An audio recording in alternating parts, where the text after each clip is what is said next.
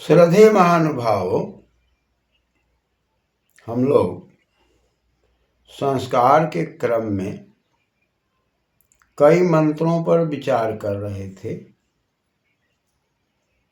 उस विचार के क्रम में गृहस्थ जीवन को अटल बनाने की बात कही जा रही है। आज सर्वत्र विचार करने पर, देखने पर ऐसा लगता है कि यह दाम्पत्य जीवन स्थिरता में कहीं न कहीं ह्रास की ओर है, क्योंकि वैदिक संस्कृति के अंदर जो हम लोग घर निर्माण की बात करते हैं, परिवार निर्माण की बात करते हैं, समाज निर्माण की बात करते हैं, देश निर्माण की बात करते हैं, संसार निर्माण की बात करते हैं, इन सभी निर्माणों में जो मौलिक इकाई है वह परिवार है। और परिवार में परि और वार दिखाई पड़ता है। कहीं भी हम पर घात हो, कहीं भी परेशानियां हो, या दैविक शक्ति हो या भौतिक शक्ति हो या आध्यात्मिक शक्ति हो, किसी भी शक्तियों का वार यदि हो रहा है तो उसकी रक्षा करने के लिए परिवार की बात आती है। परिवार की बात में वंश परंपरा है,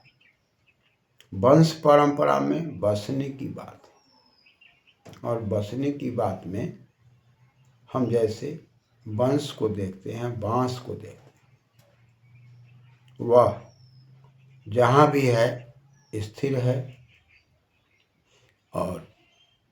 कोपर देकर चारों तरफ से वह इस बांस की परंपरा को सुरक्षित रखे हुए है, और वो पूरा का पूरा जहाँ भी है स्थिरता से है। और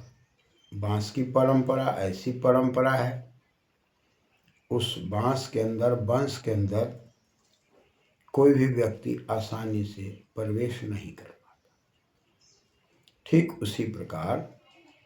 सामाजिक परिवेश में यदि हम लोग वंश पर बात करें, अपने कुल खानदान की बात करें, इसके अंदर भी नाते रिश्तेदारों का घनापन दिखाई पड़ता है। और नाते रिश्तेदारों में यदि घनापन का अभाव है तब वहाँ दुरापन हो जाता है। भौतिक सुख सुविधा के कारण आज दाम्पत्य जीवन में पति और पत्नी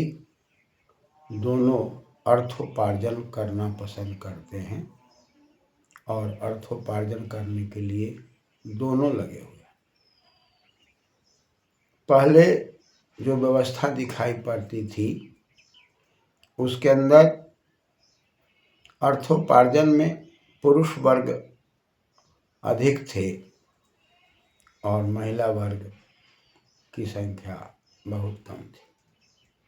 लेकिन आज महिला और पुरुष दोनों वर्ग अर्थोपार्जन के द्वारा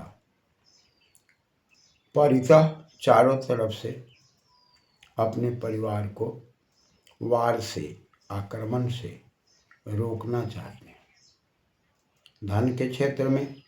सुविधा के क्षेत्र में, अर्थ के क्षेत्र में, बाल बच्चों को शिक्षा दीक्षा देने के क्षेत्र में, भौतिक उन्नति में अधिकतर अग्रसर दिखाई पड़ते हैं। लेकिन आध्यात्मिक और भौतिक दोनों के संतुलन में अभाव दिखाई पड़ता है। परिणाम दाम्पत्य जीवन में अब टूट फूट भी दिखाई पड़ रही है। संबंधों में भी जो लगाव की बात कही गई है उसमें भौतिक संपदा की होड़ में आज कहीं न कहीं अलगाव की बात आ रही। लेकिन जब हम वेद मंत्रों की दुनिया में चलेंगे और वेद मंत्रों की दुनिया में दाम्पत्य जीवन को सजाने की बात करेंगे, पति और पत्नी के द्वारा माता पिता बनने की बात करेंगे, दादा दादी नाना नानी मामा मामी मौसा मौसी की बात करेंगे, तो ये सारे के सारे संबंध में वेद के आदेशानुसार, ओम परमपिता परमात्मा के आदेशानुसार कहा जा रहा है कि ओम ध्रुवा देव, यह जो दिवलोक है इसमें सर्वत्र ध्रुवता दिखाई पड़ती है। अब यदि ध्रुव पर हम बात करते हैं तो ध्रुव धातु है गति स्थैर्य योग के अर्थ में, और का प्रत्यय लगकर ध्रुव बनता है, ध्रुवती ध्रुव। अब यहाँ पर गति शब्द का भी प्रयोग है और स्थिरता का भी प्रयोग। हमारे जीवन में शिक्षा की उन्नति हो, हमारे जीवन में अर्थ की उन्नति हो, व्यवसाय की उन्नति हो, हमारे जीवन में हर प्रकार से विकास की बात की जाए, लेकिन वह विकास अटल हो, अचल हो, निश्चित हो, उसमें उच्छृंखलता न हो, स्थिरता हो। दाम्पत्य जीवन विकसित हो लेकिन उच्छृंखलता के कारण दाम्पत्य जीवन में ही टूट फूट न हो। तो कैसे? तो जैसे देवलोक को हम लोग देख रहे हैं, देवलोक में सूर्य की व्यवस्था, पृथ्वी की व्यवस्था, तारों की व्यवस्था,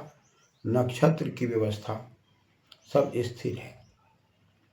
सब अपने अपने कार्यों में लगे हुए, गति है, गतिशीलता है। सूर्य भी अपनी कक्षाओं में है, पृथ्वी भी अपनी कक्षाओं में है, तारे भी अपनी कक्षाओं में हैं, लेकिन उनकी सीमा, उनकी मर्यादाएं सब मर्यादित हैं। ठीक उसी प्रकार हमारे घर के अंदर भी बात कही जा रही है कि दाम्पत्य जीवन में जो भी नाते रिश्ते हमारे बनते हैं या बनाए जाते हैं, और महिला और पुरुष के हाथ पकड़ने के बाद पूरा का पूरा नाता रिश्ता जुड़ता चला जाता है, और जैसे ही वर और कन्या एक दूसरे के हाथ को स्वीकार करते हैं, वैसे ही वर पक्ष के सारे नाते रिश्तेदार और कन्या पक्ष के सारे रिश्तेदार सब के सब एक दूसरे को सहानुभूति पूर्वक देखते हैं, एक दूसरे को ऐसे देखते हैं जैसे अब हम लोग परिवार के सदस्य। लेकिन वैदिक शक्तियों में ये बांधने की शक्तियां हैं, लेकिन वैदिक शक्तियों से जब हम अलग हो रहे हैं, हमारा आधार वैदिक शक्तियों से अलग हो रहा है, और जिन वैदिक शक्तियों के द्वारा, परमात्मा के उपदेश के द्वारा परिवार की इकाई को मजबूत करने की बात कही गई थी, आज हम देवलोक को देख रहे हैं, ब्रह्मांड को देख रहे हैं, लेकिन हम लोगों में जो स्थिरता है और जो गति है, इसके अंदर थोड़ा थोड़ा कहीं ना कहीं उच्छृंखलता के कारण, वैदिक ज्ञान के अभाव के कारण हम धीरे धीरे तनाव की ओर जा रहे हैं और मर्यादाएं भंग होती दिखाई पड़ रही है। ऐसी परिस्थिति में एक तरफ वेद आदेश करता है कि घर परिवार में देवलोक की तरह स्थिरता चाहिए, गति तो चाहिए,